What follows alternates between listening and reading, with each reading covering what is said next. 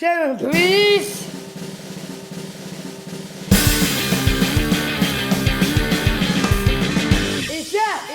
Hey, buddy, welcome. We're on Voxology Podcast Graduations. Congratulations, we are the Voxology Podcast. Daddy Mike is in the house. Who else is here? We're Foxy headquarters. We're in the Vox headquarters, yes. With Tim Stafford. With Tim Stafford and? All right, Tim. And who are you? Seth. Seth who? Seth Erie. Seth Erie. Hey, Tim, what's that?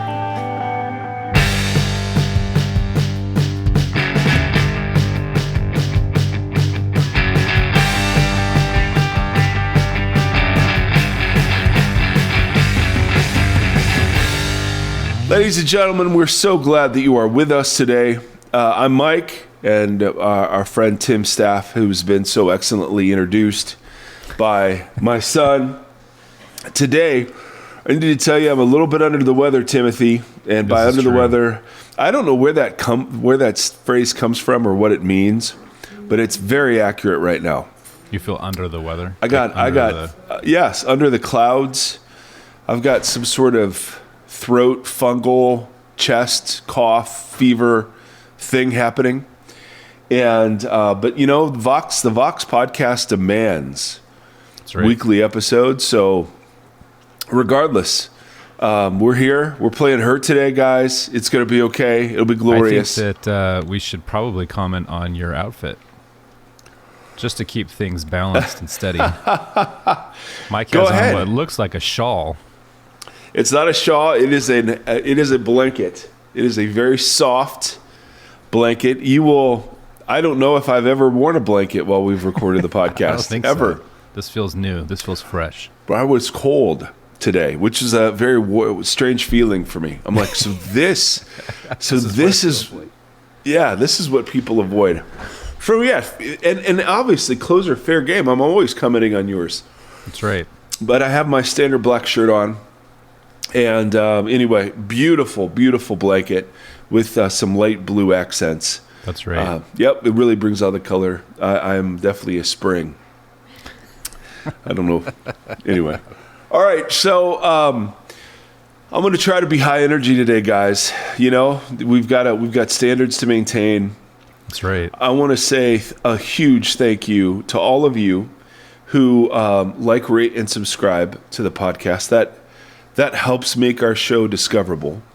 And then I wanted to thank specifically Melinda, Mallory, and John, who came on the podcast support team. We are a crowdfunded nonprofit and are so grateful that people like them sponsor the work that we do.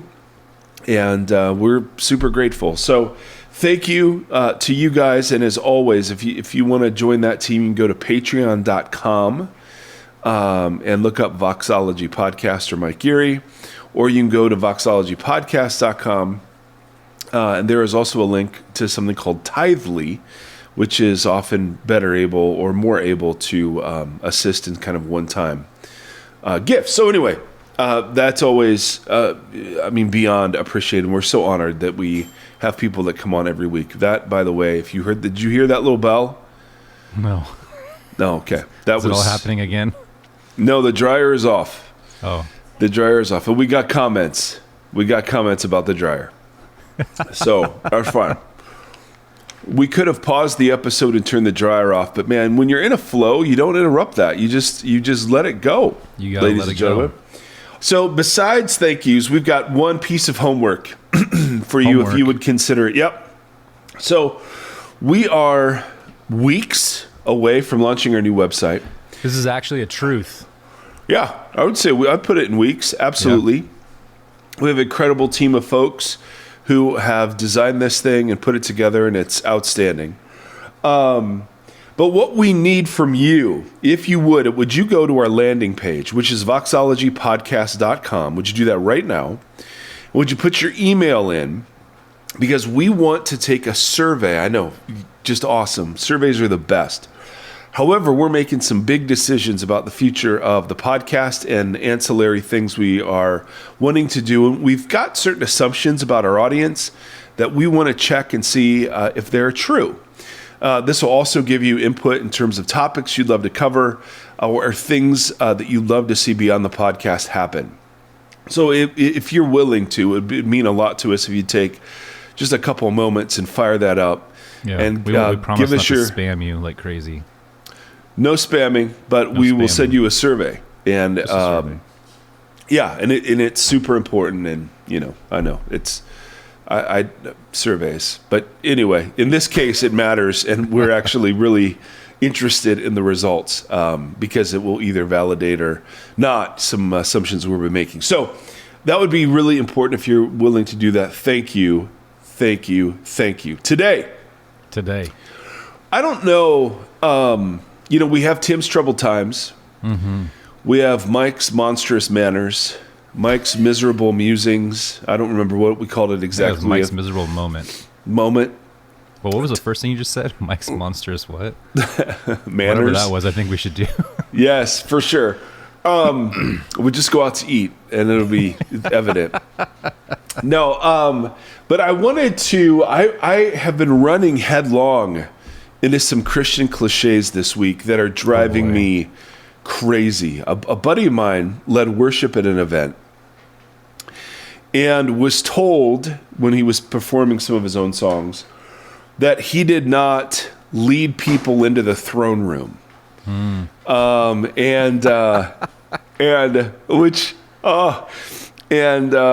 so they needed to play different songs, which were more along the preferences of, the people who organized the event. Yeah, exactly. Yeah. And I was reflecting on the absurdity of that statement. Like, yep, the quality of your songs depend on whether or not we will get into the throne room. I mean, it's so. I don't even have words for how ridiculous I find it. But I was thinking, it made me think of all of the God talk, the empty, meaningless God talk I was immersed in when I first became a student of Jesus, but more accurately, a member of the evangelical subculture. Yeah. And so I was thinking about, I've kept journals for years and years and years. And every now and again, I go back and I read them, and they're hilarious. And they give me such a great perspective on the positive side of the faith community that nourished me and raised me, and totally. And then also just some things that I realized that were a part of that whole thing that weren't necessarily, as we kind of grow, weren't necessarily part of the biblical tradition, but were more part of a cultural tradition. Mm-hmm. And there was just lots of God talk. And by God talk, I mean things like God told me, God led me, I have a peace, I don't have a peace, God called me, God didn't call me. Like there's this whole sub-genre of theology about how it is that we determine God's will for our individual lives. There were huge debates about this when I was in college and after. And there were different ways or means of devising or divining God's will for certain situations. And so I wanted to just spend a little bit of time in honor of not being taken to the throne room, sort of beating up a little bit on some of the cliches or empty God talk that I've used that actually can turn out to be quite harmful. And particularly when spoken by those in power, it's sort of, we called it the God card when we were a little more cynical. You play the God card when you are in a discussion with somebody and you just say, well, I just felt like God told me to do this. Totally. And are you going to argue with God? Yeah, exactly. So I want to introduce this by, I was always taught that God had a plan for my life, right, and that plan was different from other plans, that I had unique sort of work to do, and to that end, I was given unique spiritual gifts, and that there were decisions that were in the Bible that were obvious: loving your neighbor, not murdering. But there were other decisions about who to marry, where to go to college, what sort of job to have that God had a will on, and that there was a process that you would engage in to kind of help discern some of these big decisions in your life. And the implication, rarely said, but I remember it being said, is that it's possible to miss out on God's will for your life. And obviously, I mean, that's a big deal, right? If God has a perfect will for your life and you miss it, that's something you ought to be concerned about. And so loads of conversations about how, God's will relates to my will and my dreams, my ambitions, whatever. I mean, and Tim, speak into all this. I know you've walked these same lines and walked these same roads. And I was years after that sort of college finding the meaning of life phase, I came across a quote from Emily Collette, and it totally shifted, or it began to shift the way I viewed God's will. This is something you found in the past. Yes. Not yes, this week. yes. Not this week. No. Nope. This week I found some sort of virus. This is true. That is spamming my immune system with all sorts of glory. Yeah. No, this was the quote. It was, "We may be startled at realizing that the New Testament has next to nothing to say about the ways of ascertaining God's will for one's life, which is a major concern for us, yet one seemingly unknown to the early Christians." For as much emphasis as we put on it, when you actually go to the New Testament, there's hardly anything. Yeah. And I was thinking about, okay, how have we come to a moment when this sort of God talk and this preoccupation with God's will for my individual life, where does that come from? Yeah. And so I want to riff a little bit on, then I want you to participate in case my brain is fuzzy. But Fuzzy. Yes, my blanket's fuzzy. Even if, I don't know what I was going to say, but I want you to participate. Because what I want to just start talking about, okay, so how did we arrive at the place where God's individual for my life is like a very important thing for me to figure out? Yeah. If her quote is true, and it is, that this is hardly ever discussed in the Bible, if ever, and we'll get to that in a little bit, then what happened to make it such a predominant sort of concern among evangelical folks? And so a couple of thoughts. One is there's a movement, I don't know, late 17th, early 18th centuries called Romanticism, where the preoccupation of human thinking became the self and the interior life of the self, rather than the ideal society or culture or whatever as it had been before. And this became especially pronounced in religious circles when salvation, later in the 18th and early 19th centuries, became construed as something that happened in your heart. You accepted Jesus in your heart. You prayed to him in your heart. We even have a song that we sing sometimes called King of My Heart, which I have no effing clue what that means at all. But that's a kind of a romantic notion, right? That my feelings are what matters most, and they're a reliable guide to decisions. And the goal of salvation is to, feel certain feelings. Yeah, you have to feel correctly if you're going to be able to enter the throne room. So Correct. That music's really got to prime you for that. Absolutely, ma'am. And there were, this talk of like, well, I have peace about this decision. Yeah. And I mean, that's just never said ever in the New Testament, ever. Often you didn't feel peace when, Paul's being beaten almost to death or thrown over a city wall or whatever. You would feel the opposite of peace as you're languishing in prison.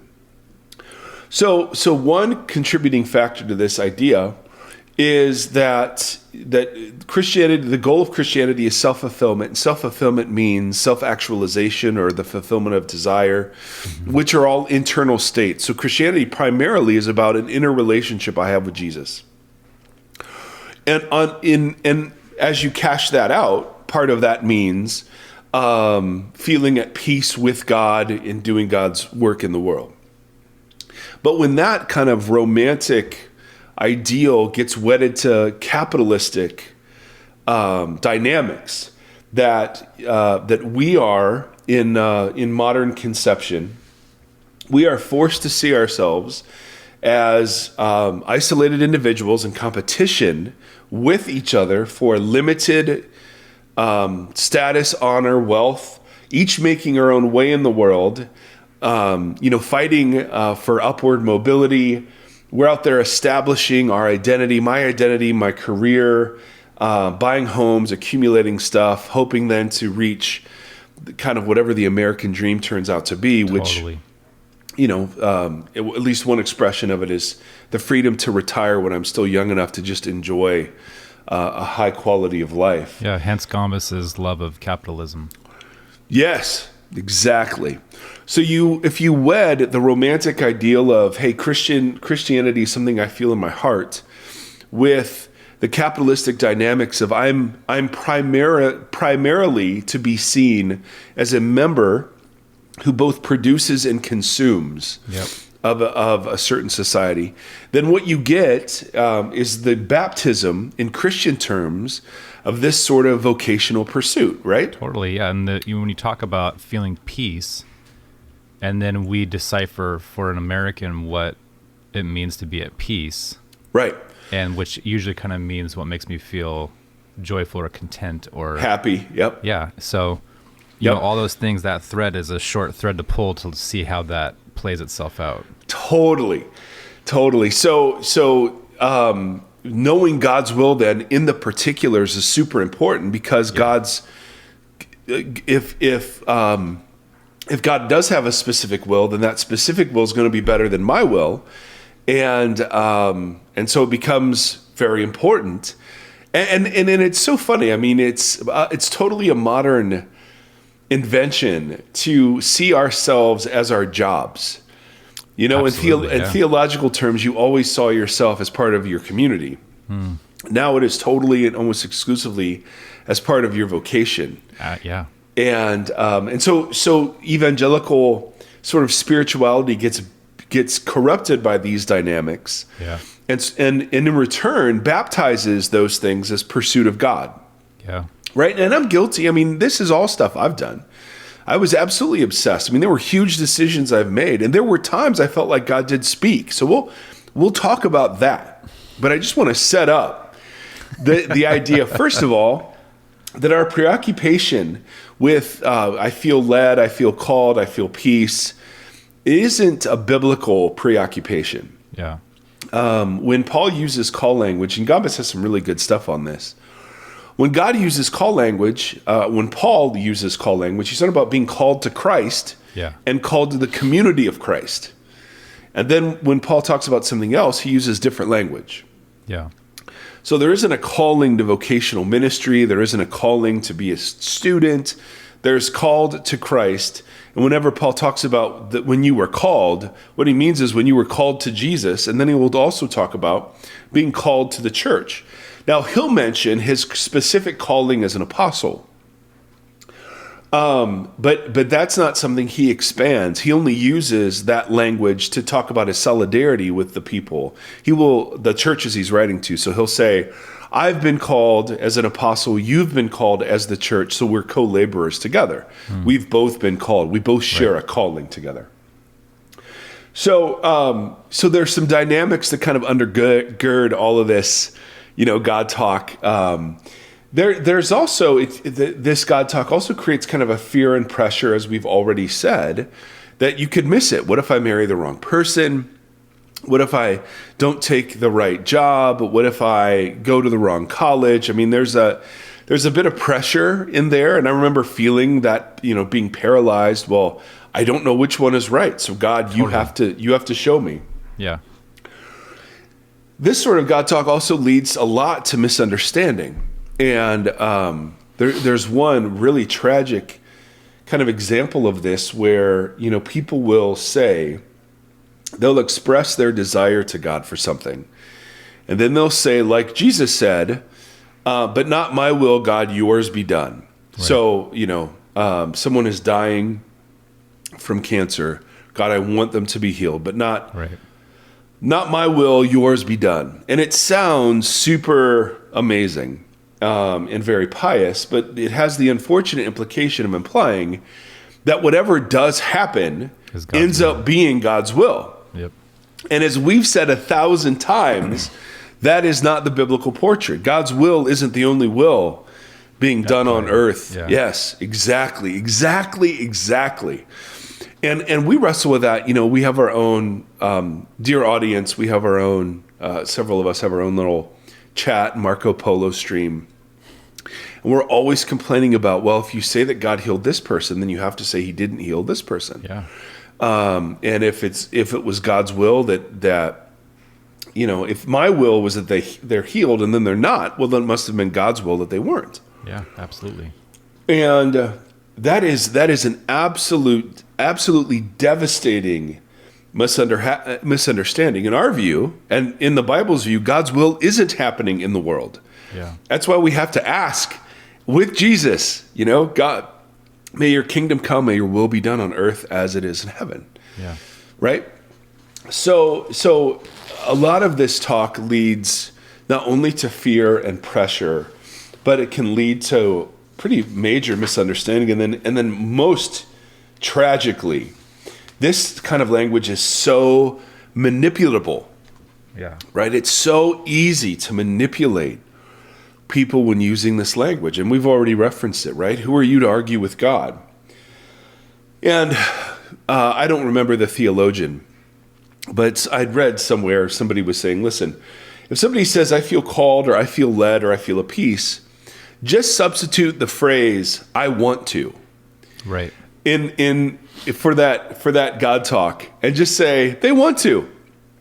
And, but that doesn't sound spiritual. We have this weird sort of relationship with desire and ambition where, and I do too, I'm messed up, and our mutual friend Kevin is always on me about this because I don't know the difference between good ambition or bad ambition. And so I just avoid it altogether, which isn't a healthy thing either. But so I'm speaking as one who is part of, this issue. Yeah. It doesn't feel spiritual enough to just say, well, I want to do this. Adding that extra God called or God led, particularly in a church environment. And I've done this, where you're speaking kind of as an elder board, as the highest level of authority over a local church, and just to say, well, this is how we feel like God has led us. Again, right. What are you going to say to that? And I think there are ways that you can say that without it feeling so power differentiating.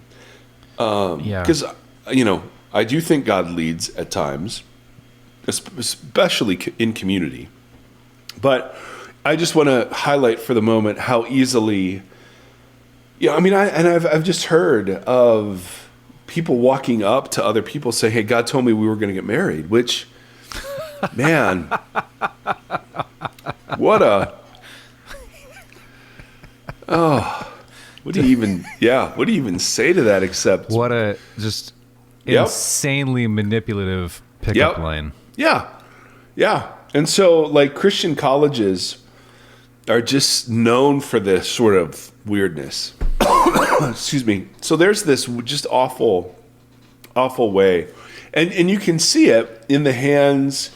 You could see it in the hands of somebody like a Driscoll.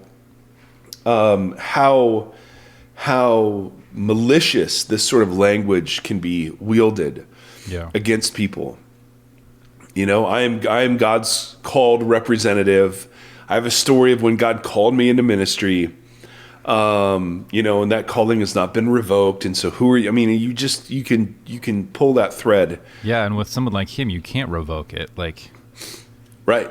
I mean, there's no confronting somebody who carries that kind of like anger or power behind saying, right, messed up system. So we want to find better language and a better theological conception for this sort of conversation. Yeah. For all the reasons we've just mentioned. And the nice thing is, lo and behold, the Bible is full of admonitions towards something called wisdom. And yes, rather than some mysterious 7-step process by which you will discern the secret will of God, you learn wisdom and you grow in wisdom and you mature in wisdom. And part of the Bible's role isn't to spell out all the bits of wisdom in every scenario, but to provoke with its stories, its parables, even its laws. Thinking, which we've talked about, like being able to be a critical thinker, but even the amount unwinding this ball, it goes back so far, because I don't know how many conversations I had about if God would just if God could just send an email or God could just send a text message with exactly what, and it creates like existential dread, because you're saying I can't hear God's will or whatever for my life, and so that opens questions of like, why can't I? What's wrong with me? I'm not spiritual enough. And then making the wrong choice. And I mean, it's just so much dread, because if you make the wrong choice, you're going against God's will for your life. Right. And that's, it's just, our generation has so much dread within that conversation. Oh my goodness. That we've carried into our marriages and our, parenting and our job choice. And I now have with deconstruction being so big, it's leaked into church. No, it's such a good point.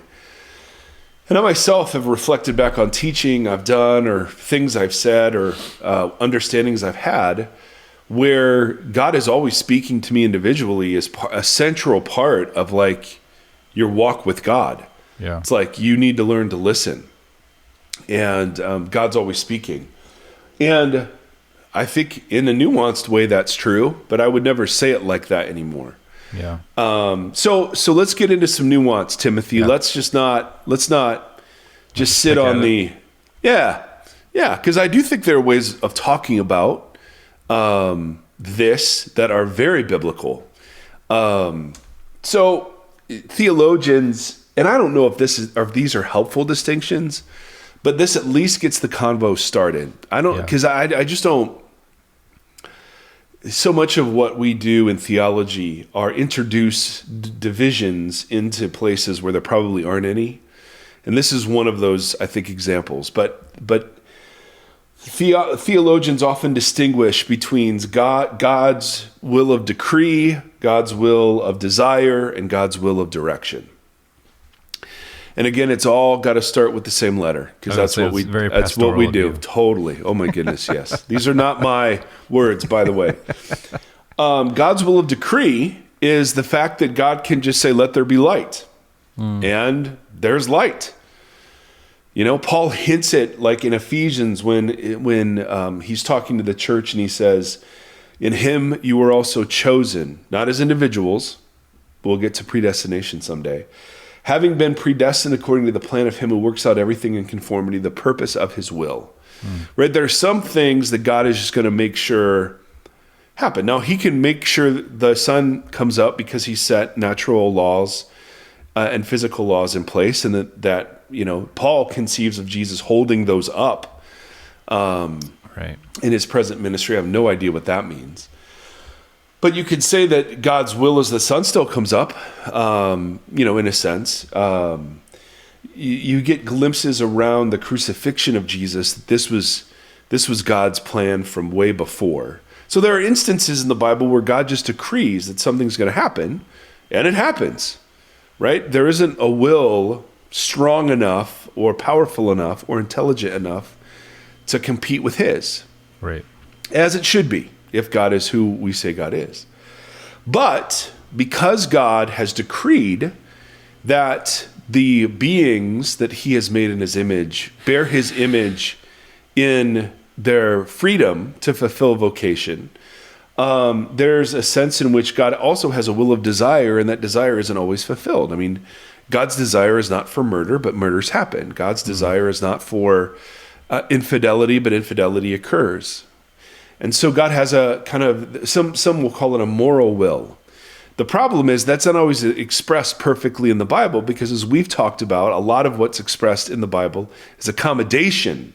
Mm-hmm. And we read it as the ideal when it's in actuality, it's just dealing with the real of the circumstances that they're going on. So we have to be super careful, but things like, treating people as image bearers, loving your neighbor as yourself, right? I mean, we just know those are God's will always. And we can, in terms of our image bearing, either walk in that way of living or not. And so theologians will speak of kind of God's permissive will or his will of desire. And then there's his will of direction, which is, okay, what job do I take? Who do I marry? Is there a specific plan for my life? Right. And this is the one I think we need to lose. This is the one I just want to spend some time beating up on, because I think understanding the character and heart of the Father as revealed in Jesus leads us into wisdom.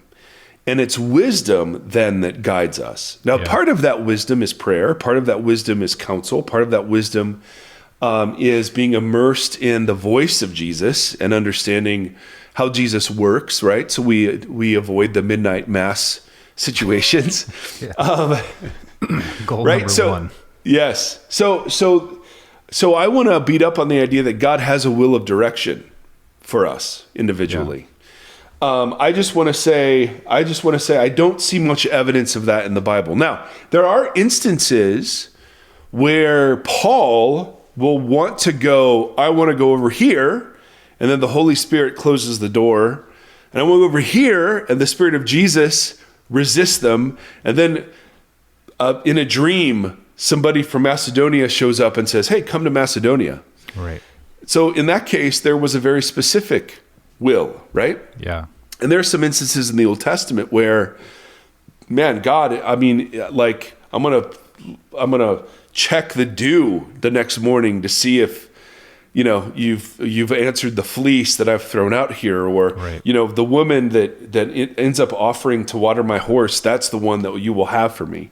Right. And it's interesting because there's like he seems like he's used particular people to move the story forward. Yes. And that's the point of those stories. Yeah. And like, getting knocked off your horse by a blinding light is a real direct, like, yes. But we all really want to be, especially if you are subconsciously, your ego has set you up to be the main character of the story, which I think I am very guilty of that. Many people I think struggle with seeing life only through the lens that it's the Truman Show. We're all kind of like, when I come around a corner, everybody's just standing there waiting as actors until I come into the scene, and then it exists. So it's hard to read. I can see why it gets difficult, especially with all this language, to not be like, well, this is how God spoke to Paul. Paul had a profound effect. What am I missing? Right. That God's not speaking that way, so I can have a profound effect on my community and in the world, and et cetera, et cetera. Yes. The goal of, I have to do great things for God. Yes. Oh, and that's just a toxic combination of romanticism and capitalism, right? Yep. I've got to be successful for God. And the reason the traditional view of God's will is having a will of direction in all circumstances, the reason that's attractive to us is that it helps us avoid faith. It helps us manage risk. It helps us, right? Because, I mean, so much of my Christian life has been spent avoiding trust, like where I'm not in control kind of trust. So I was told, listen, pray for your kids every day, read the Bible to them, and they turn out. Don't have sex before marriage, and your sex life after marriage will be great.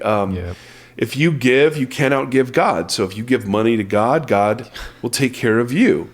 Yeah. Right? And all of those things are sometimes true, but the reason they're so attractive to believe is that I don't have to have faith then in God. There's some sort of formula at work that I can trust. Yeah, absolutely. God and I have a contract. And the results for why you do them are don't have sex before marriage so that you can have this. It's all self-interest. It's That's right. all of it. Yeah. It's all bait and switch prize. Like you're going to win the prize if you play the game right. It's all consumeristic. It's Squid Games, but in a theological setting. Whoa. I've not watched that yet, but we might have to have a Squid Games episode. I don't know. Have you seen it? Yeah, I watched it. Okay. Is it worth watching? I mean, I think it's worth watching for the conversation that's going on with everybody because it's the #1 show in the world.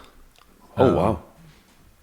I didn't think it was as good as Midnight Mass I won't say anything else. Okay. It's a short thing to binge through, especially if you're not feeling good and you have time on the couch.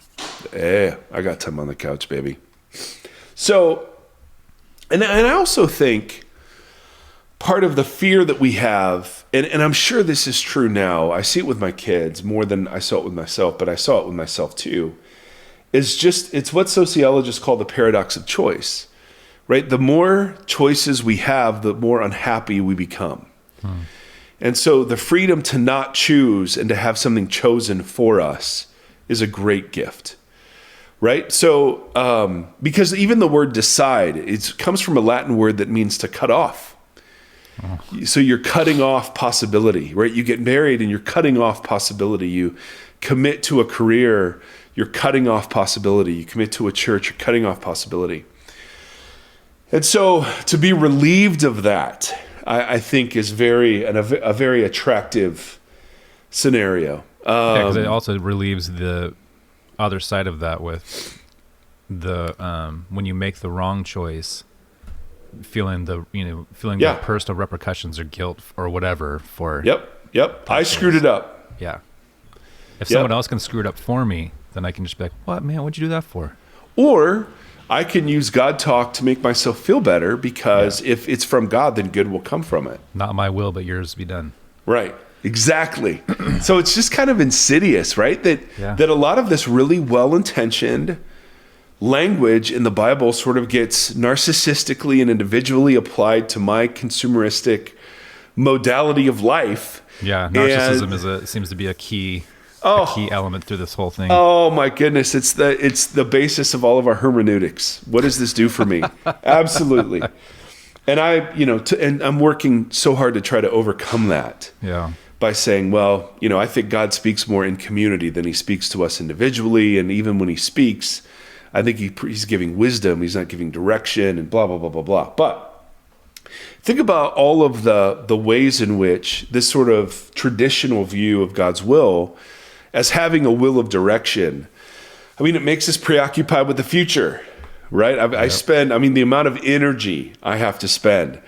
It makes God out to sort of be a sneaky bastard, right? He has a will, and he's not going to tell me unless I jump through whatever hoops. Yeah, it's like an archaeology.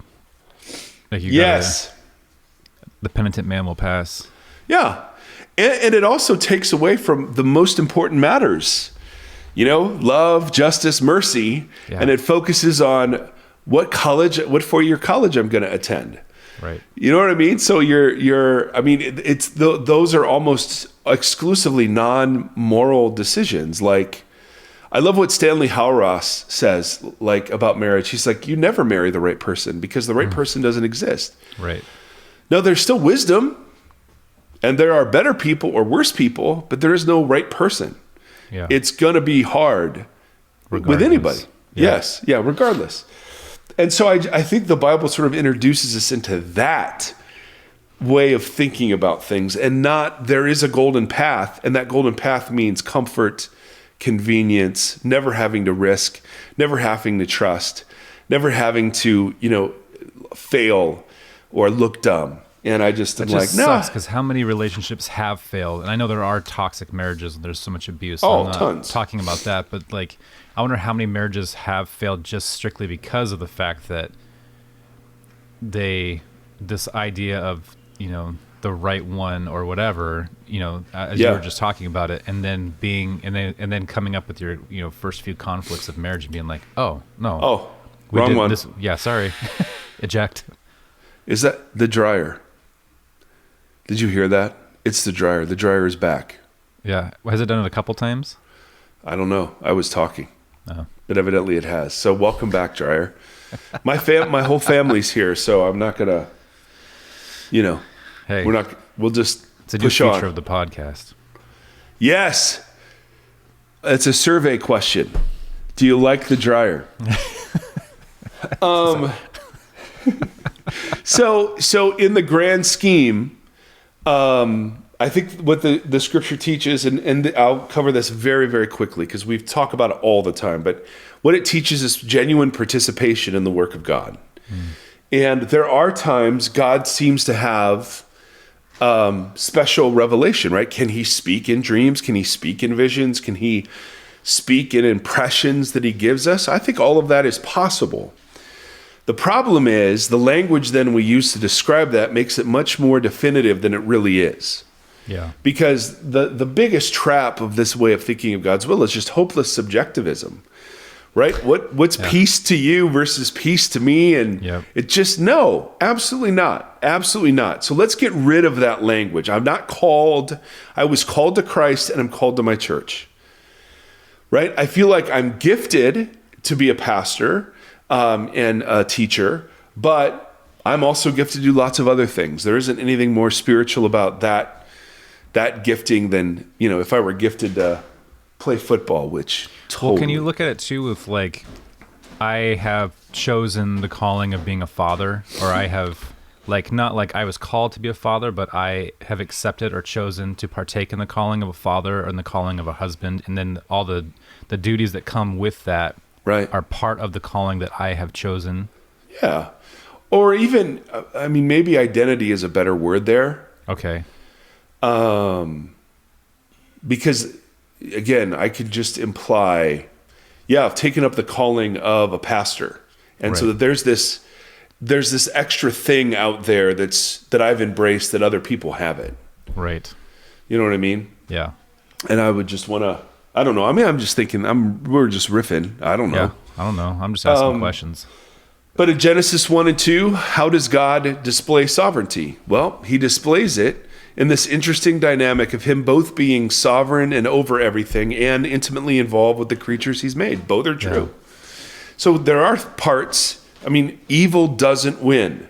God will remake the world. We know those things are true. But there's all of this invitation to take up our original vocation as being fully human people. And notice there just isn't a lot of instruction about, well, here's how you find the job that you're supposed to have or the person you're supposed to. There's none of that. Instead, what there is there's all sorts of wisdom. And the wise person will make wise choices. The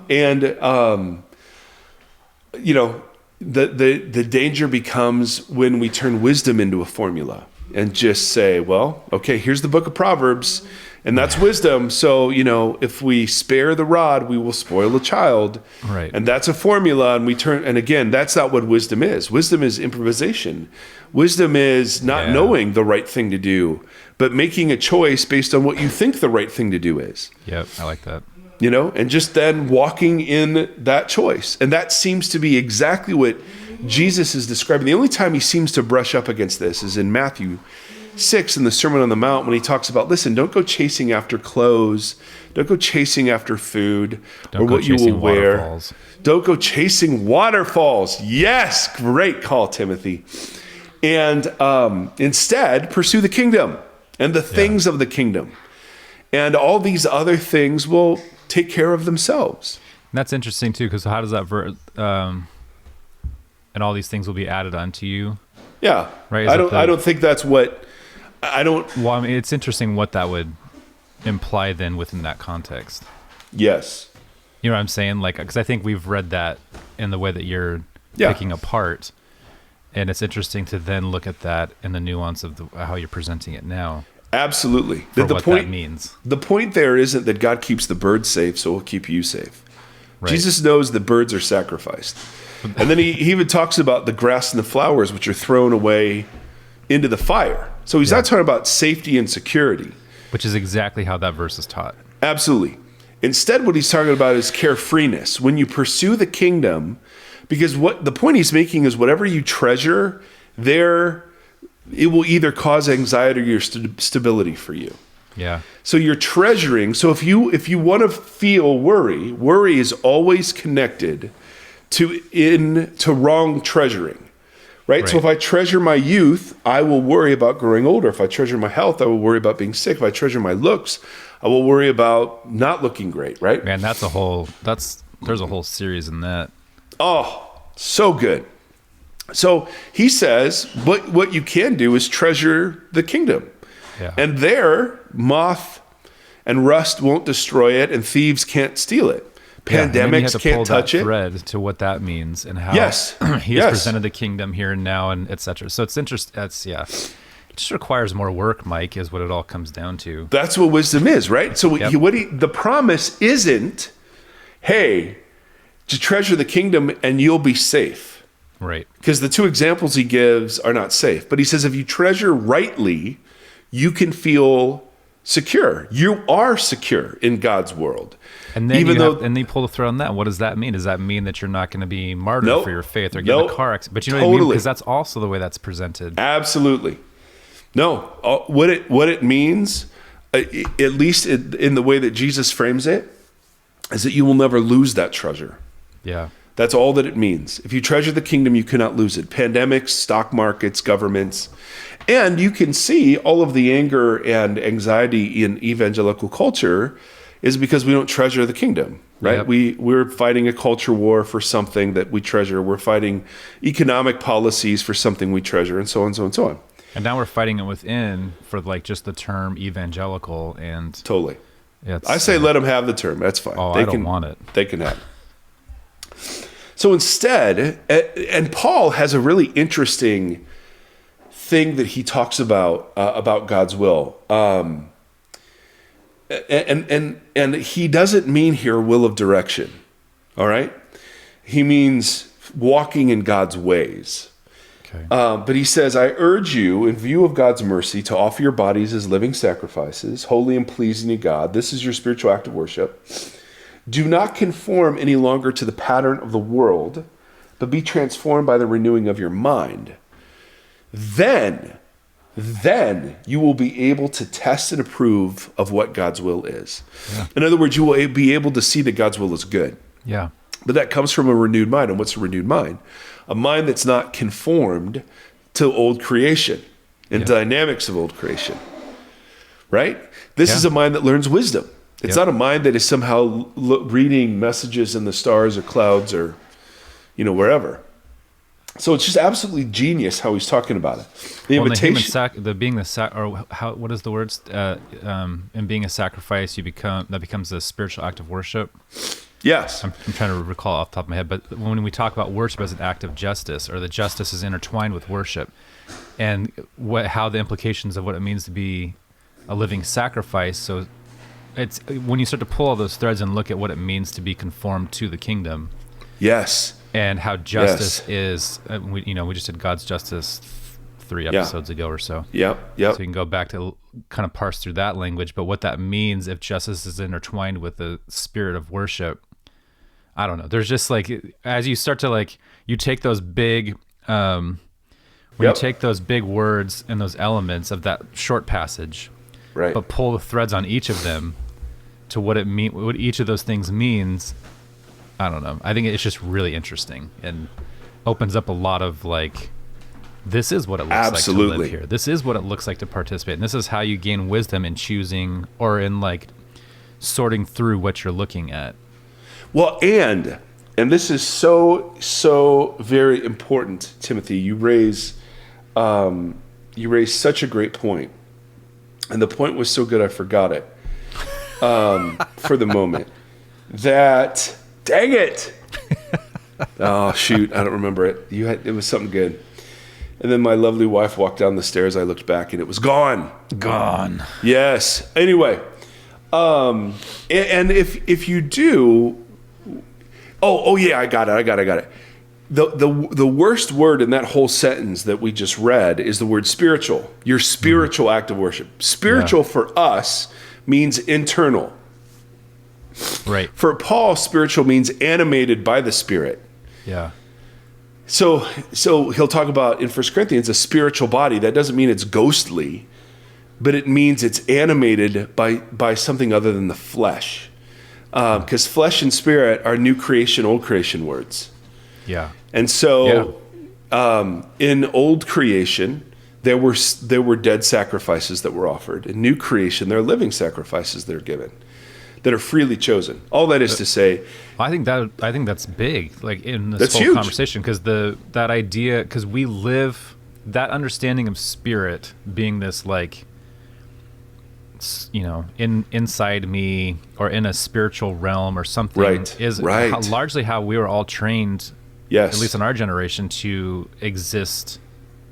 Like that's where our faith exists, right? Like, yeah. a lot In my of it's- heart. yeah, I've in accepted quiet Jesus in times my or heart. in, like, He is there's king a of my whole heart. culture that was fostered around that ideology. Right. Which is so not true.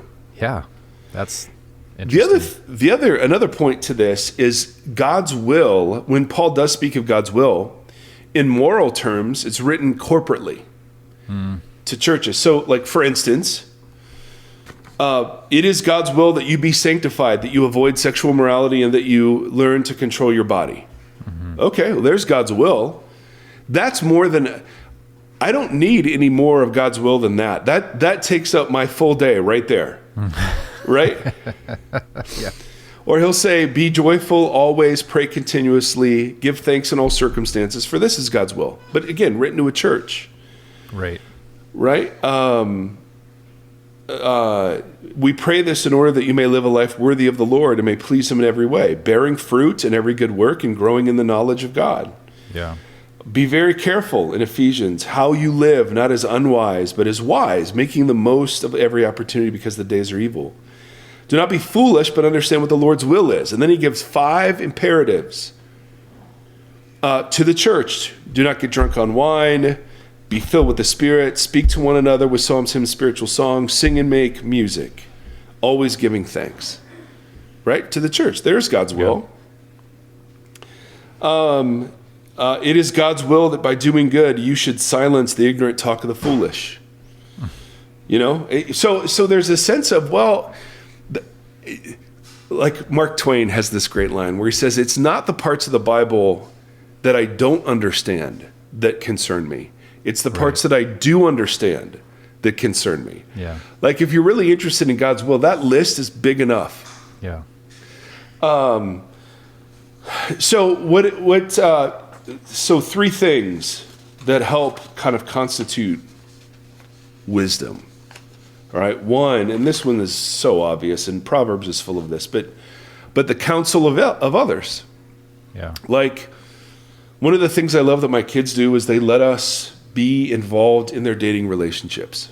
You know, to know the person, I just think that's so great. My son, and he doesn't listen to this, so he won't know, but he just started going to counseling on his own. He was just a free resource, and he talks about it to all of his friends. He's just like, yeah, we have a counselor. So rad. Yeah, I mean, he just, I had no idea. It's just I'm just like, and he's super open about it. And I was like, how great that, like, it's natural for you to just think, oh yeah, I need to be processing with people. Yeah. Right? I mean, that's just, so helpful. Yeah. So, and for me, I've always believed in community, but I've never allowed community close enough to have real power. Right. And to see real weakness. So this one's an easy one to fake. Yeah. You know, you could just, hey, I want to pick your brain on something, Tim, and let's go out to lunch, and I've just got this, and you'd be like, well, I think, you could probably do this, and okay. That's not the kind of community we're talking about. Right. You know? We're talking about the kind of community I've walked in the last couple of years that has been ruthless, gracious, honest, and willing to, for the sake of the good, willing to speak out all sorts of things, right? I mean, that's like, and a huge step for me was trusting that kind of community. So this is, I can't tell you how much I've learned this in spades and have grown. One is, a piece of wisdom is prayer. Obviously, man. I mean, there's this line given to the church in James, if any one of you lacks wisdom. And this is very specific. This is about wisdom on how to treat people in the greater context. But if any of you lacks wisdom, ask God, who gives generously without finding fault. Okay. Or, when Jesus, we talked about this Sermon on the Mount. Jesus is like, ask and seek and knock. Like, and I've asked, I don't ask for signs. I don't ask for wonders, and I don't ask for answers. I ask for wisdom. Yeah.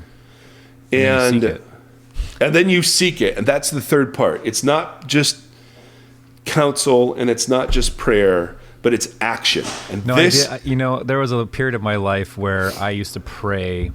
So in struggling with all of this kind of calling and whatever stuff, I remember there was a very distinct time period of my life where I used to just pray for wisdom, because I remember thinking about how, Solomon, like asking for one thing and asking for wisdom, and how important it was that Solomon was so wise. And I was like, well, I'm gonna pray for that too. Yeah. But no part of it, I just outcome. Did that. I just asked. Yeah. And I just kept praying, God, give me wisdom. And and I don't know that God doesn't answer that or whatever, but at no point did I really seek seek that out. I just kept saying, God, I thought I was being so humble. Like, don't give me riches, don't give me power, give me wisdom. I'm like, God's going to eat that up, man. He's going to Dude, he loves that stuff. Yeah. Yeah. And those of us who know you would say he has. I think that I grew in that more though when I did start to seek people out and try to like cultivate other voices and other minds and hearts that were trying to be humble in their pursuit of like this whole thing, and I began to learn from that. Yeah. But I think when I was just praying, God sent a lightning bolt of wisdom to my head so that I might wow people with my humility and wisdom. Yeah. It didn't happen that way. Yeah. I don't think. No. And I don't want to diminish God's seeming willingness at times to speak directly and to guide directly. I have no idea what that means. Yes. So I won't speak down to it or up to it. Yeah. Yep. I have a couple of instances where there was a specific phrase that came into my head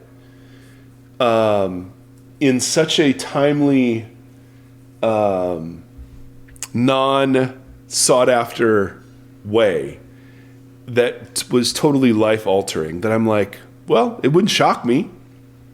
When that happened, did you take that to people? Like, is there a council of wisdom of people? Absolutely. Absolutely. So I wonder if that's... Yeah. I don't know. Like, many of us probably have a word come into our head, whether it's from God or whether it's from a book we read a long time ago or a TV show that we had watched and forgotten, but just make decisions based upon that. Yeah. Without the wisdom of others to say, or, oh, yeah. Yeah. I'm totally open to dreams, visions, words of knowledge, whatever's in the New Testament. I'm open. I don't think that stuff is shut off. Yeah. I just think we abuse it. And even when it does happen, we talk about it in ways that make it easily abusable. Well, I wonder if it's like, when you read about speaking in tongues and it's like, don't do that unless there's someone there that can. Yeah. It's all communal. Right. Exactly. Right. And that's a spiritual gift that has to be determined communally. So you start to think about the other spiritual gifts through. Yeah. Community. Hey, we test prophecy. Yeah. As a church. Don't just believe it. Yeah. Right? If you have a private prayer thing, which Paul seems to say is legit, then don't go blurting that out unless someone's there interpreting it. It's because you're not the point. Yep. I mean, it's the whole thing. But I want to walk a really mysterious line to say that God's predominant way of working seems to be in partnership with humans who are learning and seeking the kingdom, and following the ways of wisdom, which begin with the fear and respect of Yahweh. Yeah. And that those choices begin to self-confirm. You realize the way of generosity is better than the way of hoarding, or the way of forgiveness is better than the way of bitterness. Yeah. And so you mature into wisdom. But notice, I want to go, just as we close a little bit, I want to go into some texts that give a wide, just to help undermine the traditional view of this, that just give wide latitude. Here's one. Paul's talking about believing spouses and non-believing wives married to non-believing husbands, and about whether it's okay to divorce them if they're unbelievers. And there's all sorts of context to this, but just notice, a woman is bound to her husband as long as he lives, right? There's some moral will. But if her husband dies, she is free to marry anyone she wishes. So who's the driver of who she marries next? She is, yeah. And he says, but he must belong to the Lord, which is wisdom. Right? Or Paul will say, so when we could stand it no longer, we thought it best to be left by ourselves in Athens. So we sent Timothy, who was our brother, to strengthen and encourage you. We thought it best. When I arrive, Paul will say in another place, I will give you letters of introduction to the men you approve of, and send them with your gift to Jerusalem. If it seems advisable for me to do so, they will accompany me. Yeah. Advisable. Right? Notice the language. Now, this is a guy who was taken up to the third heavens and told specifically, my grace is sufficient for you. I'm not removing the thorn in your flesh. Right? And yet, here's all this language of we think, if it sounds good. Totally. Right? This is how you talk about God's will, even if you think you've received some specific word. Or he will say, but I think it necessary to send back to you Epaphroditus, my brother. Okay, I think it necessary. This has always been my favorite. This was like the first huge church council, the dispute of the relationship between Jewish Christians and Gentile Christians. And they said, the Jerusalem council very famously wrote, it seemed good to the Holy Spirit and to us, not to burden you. Okay. As soon as I send Artemis and Tychicus to you, do your best to come to me, because I have decided to winter there. No calling. I think it seemed like the right thing to do. Yeah. Right? Paul had decided to sail past Ephesus to avoid spending time in the province of Asia, for he was in a hurry to reach Jerusalem if possible.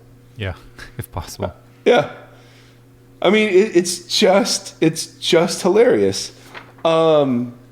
So what Paul's introducing, which is totally consistent with all the new creation stuff, is partnership. Yep. That I'm immersed in the life and voice of Jesus, so that I'm aware of the story and of the things that are most important in the kingdom. And that's how I'm pursuing the kingdom. Right. And then I'm living that kingdom out. And as I'm living that kingdom out, I'm making decisions. Yep.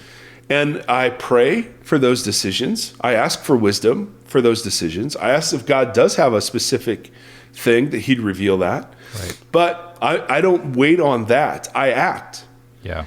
And I believe Paul's life demonstrates that God will redirect. Now, I think Paul and his calling are totally unique, and I don't think that's normative for the Christian life.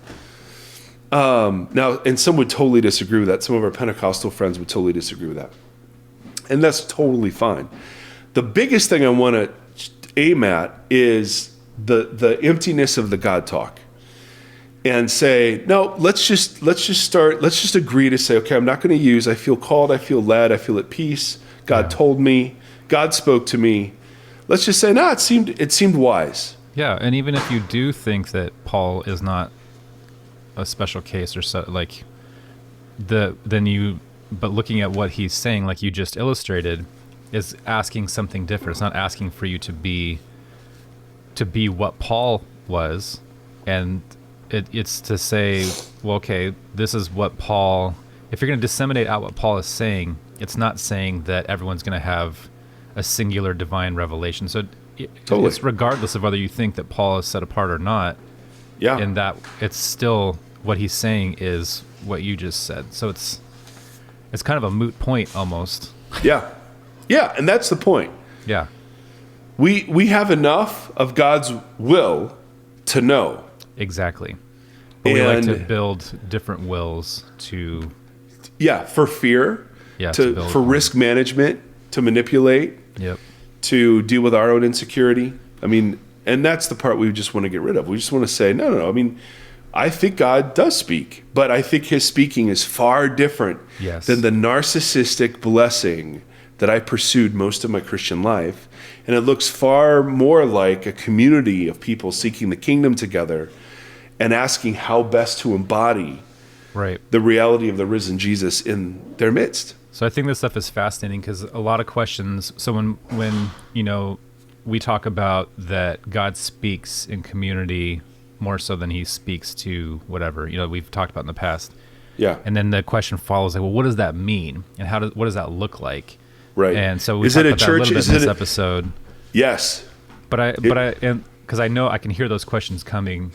And so I think that the New Creation series offers some answers to that. Absolutely. And then the Sermon on the Mount series also does that, and looking at Jesus just kind of paring down what he is saying Yeah. in a faith that's looking at Jesus of Nazareth and then picking apart what his will is or his vocation that he's calling us to or whatever, look at his words for what he does with that. Yeah. And then seeking the wisdom of understanding that within a group of people, I think is a Yeah. fruitful place for communities to start Right. doing exactly this, like undoing all the kind of wires that we have built into us that we were raised with, all this language that you just picked apart, and then looking at, and use some of that stuff to build that back. Because I think it begs really interesting questions about, like, we've talked about this, our churches are built on a consumer mindset of that most of us just go on Sunday to basically purchase teaching or purchase Yeah. a good that gets us through the week or whatever, and that's opposite of everything you just laid out about wisdom. So we look to a group of elders and then this hierarchy to build, Yeah. to walk us into heaven, basically. Totally. And we pay them to do that, and it's like, this is not what that is. Like, this is not what communal. Yeah. I don't think that's not what this community looks like. Is us just going in and consuming. Yeah. It's something so much better and so Yeah. much more rewarding than the version that we've built. And it doesn't look like 20 elders sitting in a room debating a point of theology.